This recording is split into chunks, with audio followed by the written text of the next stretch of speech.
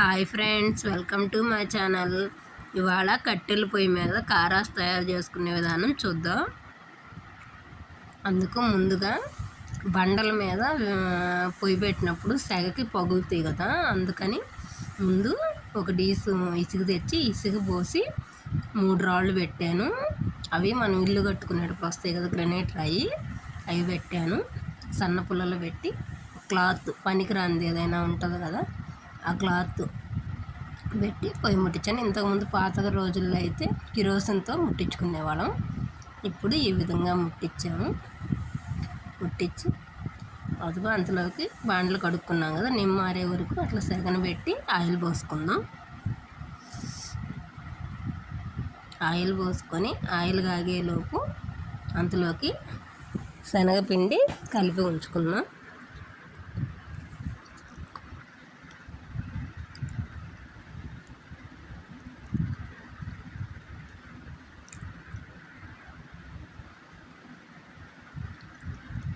అందులోకి ఆయిల్ కాగుతూ ఉంటుంది. అదిగోండి, శనగపిండి తీసుకొని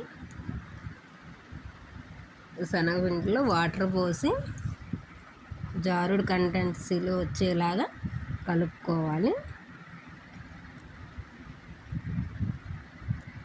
కొంతమంది దీంట్లో కొంచెం బియ్యం పిండి కూడా కలుపుకుంటారు, నేనైతే వేయట్లేదు. వేస్తే ఇంకొంచెం కరకరలాడితే అంటారు, నాకు ఇలాగే నచ్చుద్ది. అందువల్ల నేను అచ్చం శనగపిండితోనే చేసుకుంటాను. బాగా ఉండలు లేకుండా అంతా కలుపుకొని అంతా అయిపోయిన తర్వాత చిటికెడు సోడా ఉప్పు వేసి కలుపుకోవాలి.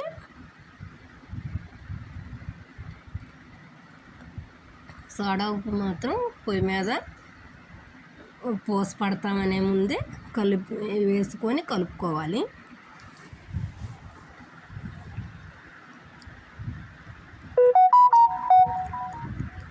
ఇక నూనె కాగింది,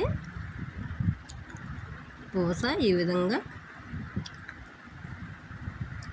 అనుకొని దేవుకోవటమే.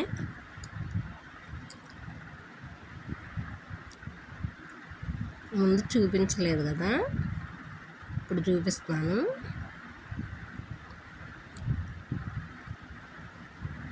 అదిగోండి, నూనె కాగిన తర్వాత చిల్లుల గిన్నె తీసుకొని మామూలు గిన్నెలో కొంచెం పిండి తీసుకొని ఈ విధంగా అనుకుంటూ ఉంటే సన్నగా పూస దిగిద్ది.